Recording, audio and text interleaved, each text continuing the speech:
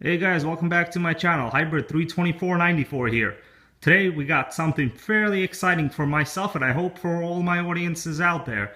This is a bike that I picked up on eBay. It was in a fairly bad condition. It was almost unrideable. It had two flats and a lot of rust on the frame. Basically, I paid very little for it. I paid under 50 bucks for it. It was complete. Everything was here. And let's just take a small look at this bike before we discuss what I did with it and what my future plans are. So this is a fairly collectible Sears and Roebuck bicycle. This is all steel tube frame. It's very rigid. Has standard 27 1/4 inch metal wheels. So when I first got this bike, as you can see now, they're pretty shiny and pretty much what you expect the rims on your bike to look like. You could look at the back, very shiny, almost mirror-like reflection in them. So they were very rusty when I first got them. All the spokes were rusty. Basically, the person was about ready to throw it out before I, put some money on it. I did ride it. It's fairly comfortable. It's a little rigid compared to a standard mountain bike, obviously, which is normally what I ride. I have a Trek Navigator. But this bike, I just wanted it as a little bit of a side project, something to do on my time off on the weekends. And so let's look at it. So the chain was very rusty. I did mildly restore it, just some WD-40 and some lithium grease on it. Now it spins fine, no problem. You can see right here. Just have the kickstand up. But basically it works. This was all completely rusty. The pedals are rusty. Basically, I didn't use any rust removers, nothing of that sort. All I did was take two kinds of metal wire brushes on all the metal parts. Even the brakes look okay now. Before they were just horrible, actually. Seat's okay. It's usable. I'm not going to replace it for now. The drop bar is here. I did take off this foam padding that was on it. I'm going to be replacing it with some cork wrap. When it comes in the mail, got some fairly cheap for I think under $3 on eBay, with the end clips here also. So what do we have with this bike? This is a good way to get into, I think what I would call it is vintage retro type biking. Now of course anyone could go out and buy yourself a nice high-end bike today, but that's not really the point that I was going for. I was trying to get something on the cheap, kind of recycle an old bicycle frame that was popular. This bike itself, has a lot of stickers on it. I'm not really much for biking technology, so excuse me if I'm wrong a little bit here. But this says the bike model tested by an independent testing laboratory to meet BMA 6 safety standards, and keeps going on. Anyways, what else do we have here? I did see another sticker on it. I don't know where it is at this point. Might have taken it off in the process. So this is an authentic Sears and Roebuck bicycle. From what I understand, they're similar to the Schwinn of these times. There is a catalog. You could look it up. There's actually a serial number here. I don't know if you guys can see it. But I did look it up, and this is a legitimate popular frame that was used, in racing of the day. So what do we have here? This is 2-speed here. And in the back you have, let's count the cassette.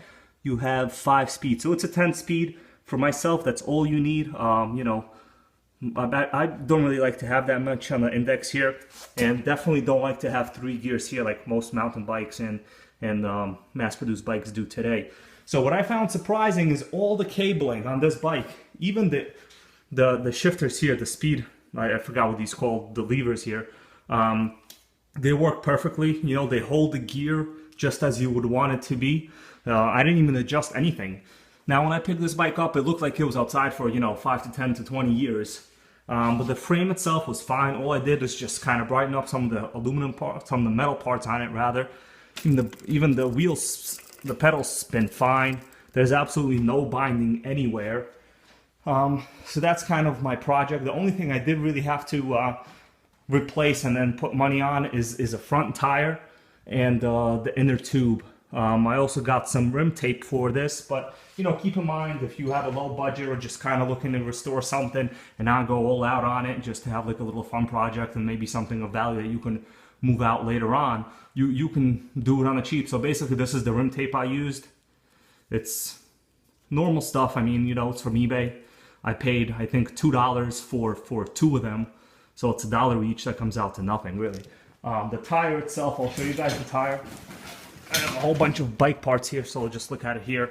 So this is a standard road bike tire. I picked them up for $15. It's normal. It's a wire bead inside. Fairly easy to put on. The inner tube I used, I'll show you guys the inner tube.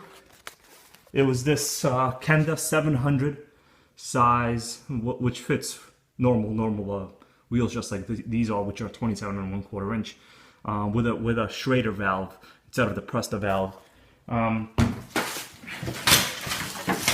me show you guys, I think, what I mean with the Presta valve. So, you know, haven't really done a lot of biking in the past, honestly. I always kind of had cheap bikes.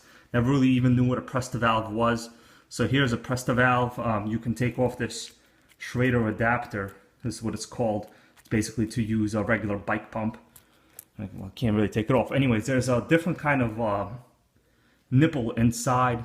Now, for myself, not very comfortable. I don't even own an air pump that is acceptable to a Presta valve. So that's why I opted for the Kenda Schrader tubes. Very easy to put in, normal standard size. I picked up 2 tires and 2 tubes and the rim tape, all for under 35 bucks. As of now, I only used 1 pair, so I still have half of that left to go either on this bike or another road bike that I do have. It's a fixed gear bike. If you guys want to see the bike, it's this green bike. I have some videos of it on my channel. But anyways, you know, I'm fairly surprised at the quality of this old bike.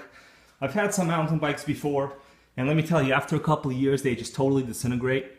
Everything rusts, all the metal parts rust. But here, everything's held up fine. I haven't used anything hardcore on it in terms of, you know, prep or anything. Don't really know much about bikes, to be honest with you. Just kind of cleaned it.